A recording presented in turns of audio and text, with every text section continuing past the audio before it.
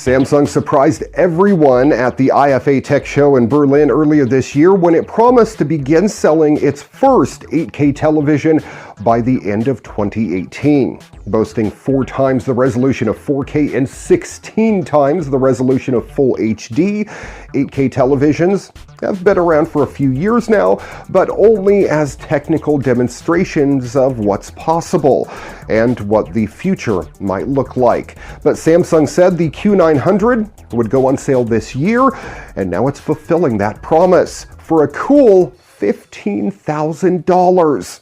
Although available in 3 sizes, only the 85-inch flagship will be available in the US at launch for that sky-high price. It is the first TV to use Samsung's Quantum processor, which uses artificial intelligence to upscale non-8K video into the larger format. So 4K and HD footage, perhaps even standard definition broadcasts will look much more improved. Yes, 8K footage looks spectacular, but so does upscaled content shot in lower resolutions on this TV.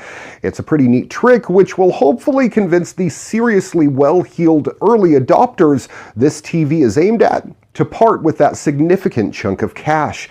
That's because there is no 8K footage currently available. No TV stations broadcast in 8K. There are no 8K Blu-ray discs, no games, no Netflix streams, nothing except for the demo footage Samsung used at IFA, and YouTube has an 8K option, but good luck finding a computer capable of feeding it to the TV.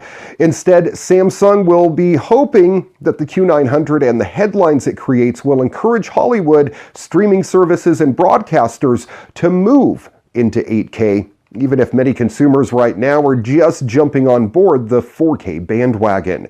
That said, the 2020 Tokyo Olympics will be filmed in 8K, at least in some capacity, and broadcast by national broadcaster NHK. So hopefully that will give early adopters at least something to watch.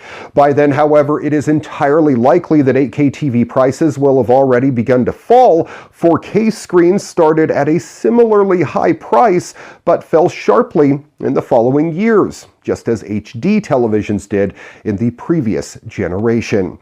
There is some better news for British watchers, however, because UK Samsung is also selling a 75-inch version of the Q900 for $9,000 and a 65-inch model for just $6,500.